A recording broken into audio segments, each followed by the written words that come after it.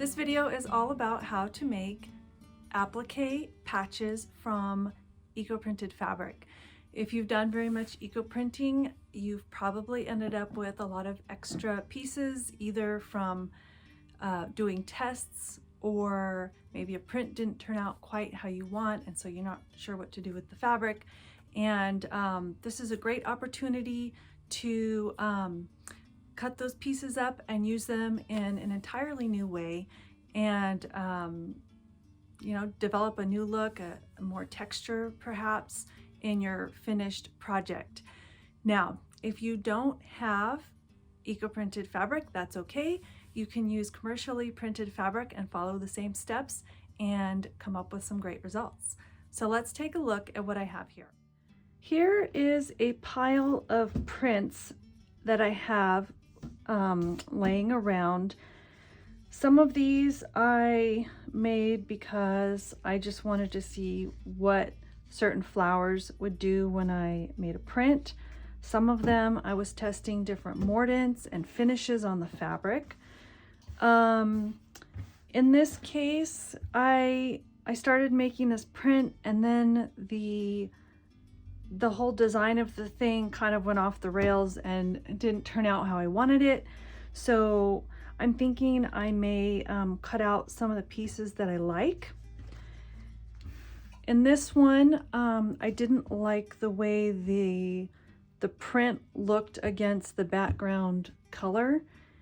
So, you know, when you end up with random pieces like that, it's not the end. You can absolutely make use of them, and I'm going to show you how to do that. So I have these 3 little bags that I used to test different natural dyes. This one I dyed with nettle, this one was dyed with rose leaves, and this one was dyed with marigold flowers. And I'm going to cut out some of these prints and arrange them and see what looks good on these bags, and then make an applique to go on the bag. Now, if you don't have anything that's pre-dyed, you can always use a white bag. Sometimes you can you know, just look up a muslin drawstring bag, and you should be able to find those online pretty easily. Sometimes at the craft store you can find them as well, or you could even go to the thrift store and see if there's any bags that want to be upcycled. That's always a good option as well. Let's talk about some tools that you're going to need for this process. First of all, well, this is more materials, but you're going to need a double-sided fusible, meaning that both sides of it can bond to fabric. And these are 2 brands that I use, Heat and Bond and Pellon. Can't say that I have a preference, just see what you can find. So I use this to attach my applique to the main piece, so that everything stays put while I'm stitching it together. So I don't rely on this 100%. I like to add some stitching, both because it looks better and it's more durable. You also will want some embroidery thread. I like to use this kind of bluish gray color. I find that it complements the natural colored prints and dyes really well. Usually you want to aim for more muted colors, because the bright ones, they just don't coordinate as well with the natural colors. You're also going to want an embroidery needle and a pair of scissors that will cut your fabric easily. I like to have a dedicated pair of fabric scissors because once you cut paper with your scissors, they lose their sharpness.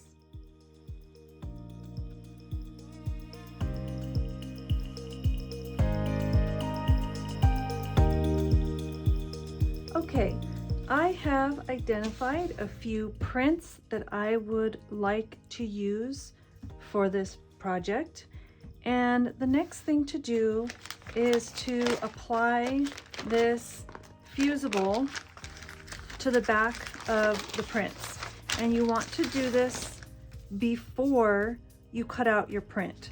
So you want to have this fusible fit just inside the edges so that you don't accidentally fuse it to your ironing board.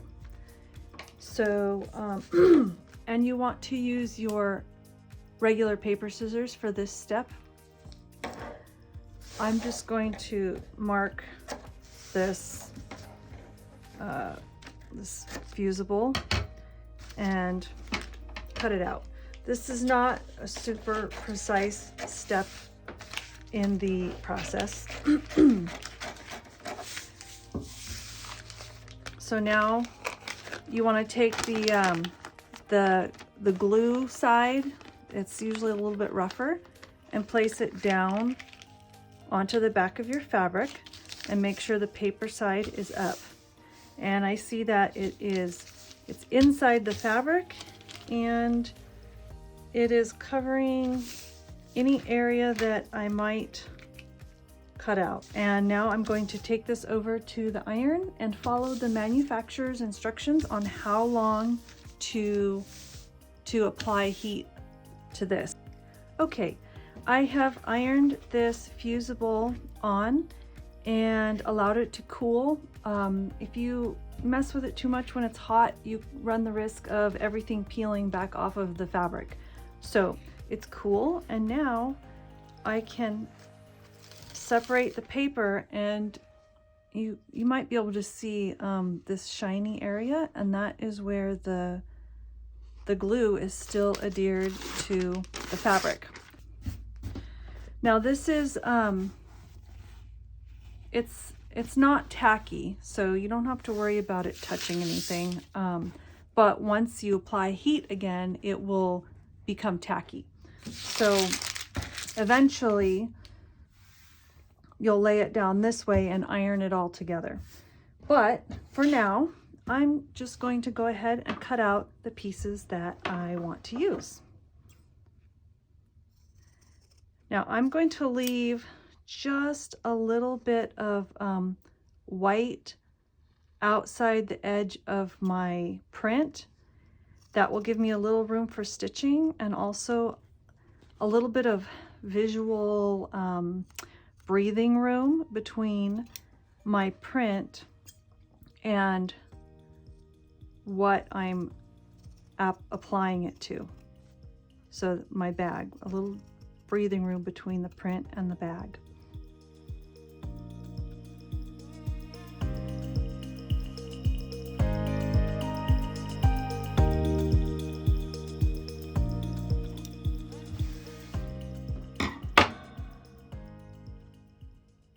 Okay, so I have my piece cut out, and let's go ahead and see how it looks on here.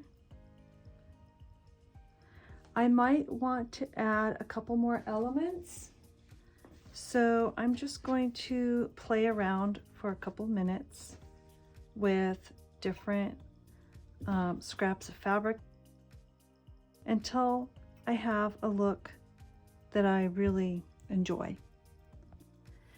So here's what I have so far. Over here, I decided to go ahead and place a piece of fabric behind this printed strip. So this piece also has the fusible on it, and I've pinned it in place so that when I go to iron it on, everything will stay where I want it. This one here, I didn't end up cutting into the print. I just liked it the way it was. So I'll go ahead and apply the whole thing to the bag. I didn't end up using this on any of the bags, but I did discover that I like it on this berry dyed linen. So I'm going to attach it to the linen and possibly use it in another project later. And then this bag, I decided to applique both sides. So, and I carried this strip around the side and have my floral elements on top of it. So all of these pieces are ready to be ironed, and I'm going to use a medium cool iron because I don't want to cook these prints. Sometimes the heat can cause the floral colors to brown a little bit. If you want to use a little bit of steam, that can help prevent scorching. Or you can put a press cloth over the top and that helps as well. The prints have been attached to the bags, so as you can see, they're not falling off. However, they can be pulled off, so I still like to add some stitching. And if you're not familiar with embroidery, don't be put off. I'm just going to use a simple running stitch on these. So first of all, you don't want to work with too long of a piece of thread, so I like to just measure from my thumb to my elbow and trim it off there. Very long threads tangle easily, so that's about as long as you want to start with. And then you can choose how many threads you want to use depending on the thickness you're going for. I'm going to go with 2 threads and just pull them from the end and go ahead and thread the needle.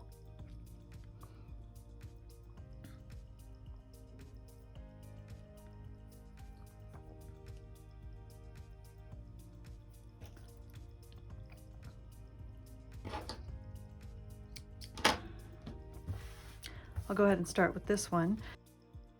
You want to make sure that you're not sewing all the way through both layers, so just go ahead and put your non-dominant hand inside the bag. And then I'm going to make a stitch along this, all the way around this edge here.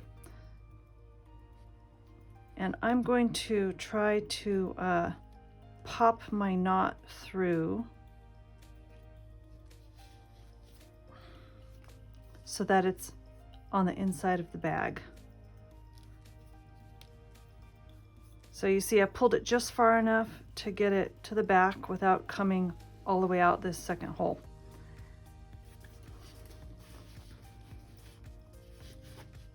And now I can start my running stitch. You can take several stitches before you pull the thread.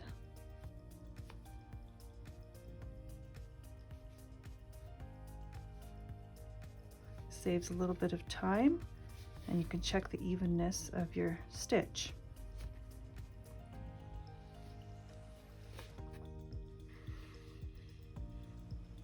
Pull it just enough. If you pull it too much, just smooth it out and keep on working your way all the way around.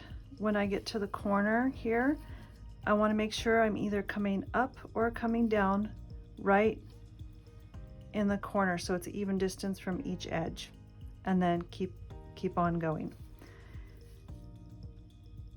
Now, if you are an embroidery enthusiast, there are many stitches, of course, that you can play with. A blanket stitch, you can add texture with French knots. So I think this is a great place to get really experimental with you know, different lines and textures that you can create with the thread. Now, as you approach the corner, you may end up adjusting your stitches a little bit, just to make sure that you come up or come down right in that corner.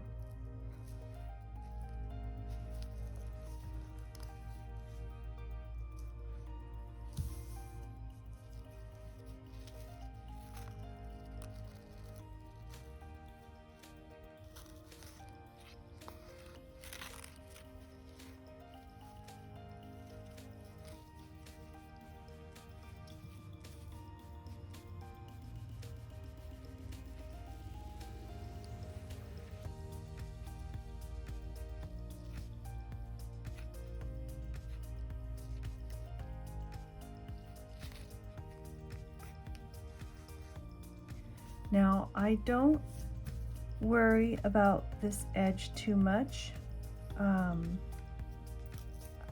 because I have this stitch to keep it down. If it peels back a little bit, I consider that part of the texture of the piece.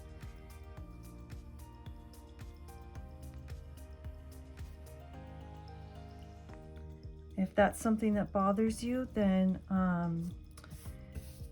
you know, you can choose something like a blanket stitch or something that goes around the edges that will keep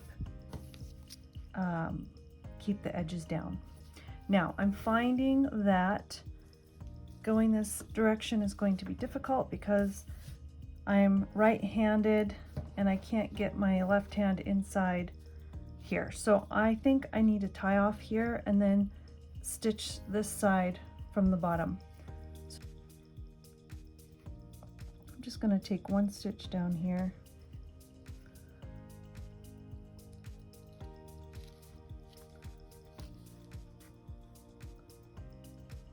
And then poke my needle through the thread for a little more security. To tie a knot, you want to wrap the thread around the needle 2 or 3 times and hold it down with your dominant hand, and then pull the thread through the wrap.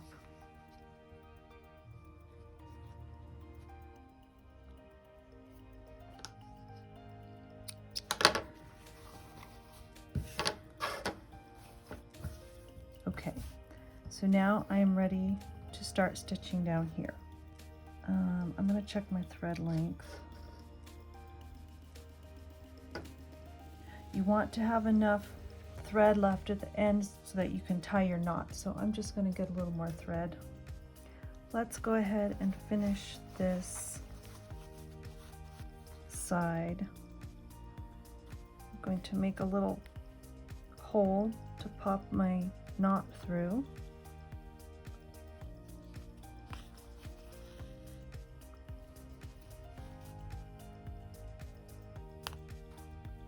And it went through too far, so we'll just try it again.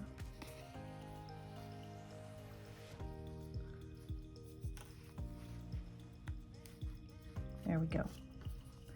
And if you want more security, you can just take a little back stitch here and poke that needle through one of the threads.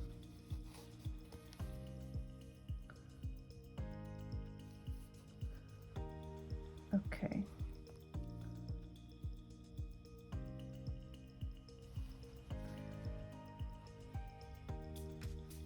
And we're on our way.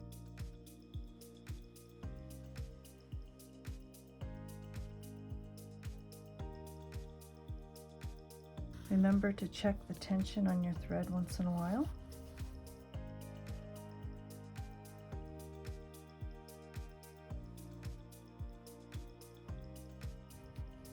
I'm approaching the end, so I'm going to start watching to predict where to bring up that last stitch. And I think that is about right.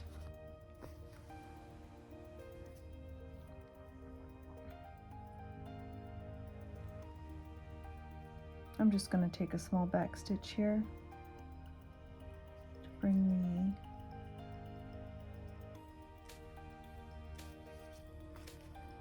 more security and to bring me to the back.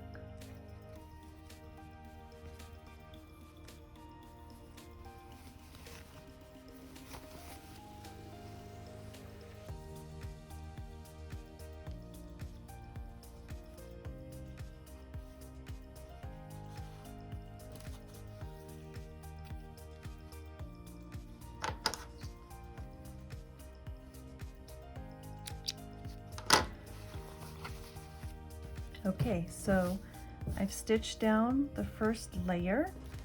That's done, and I'm going to do this one next, and I have yet to decide if I want this thread or a white one. So I'm gonna take a look and then go ahead and stitch that down, and I'll be back with the results.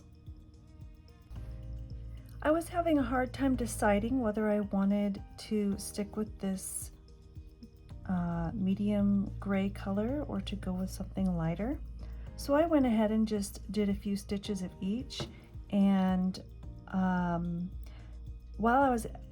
after I did this one first, and after I did it, I realized that the reason I was hesitant to use this dark gray was because 2 threads would have been too thick over here.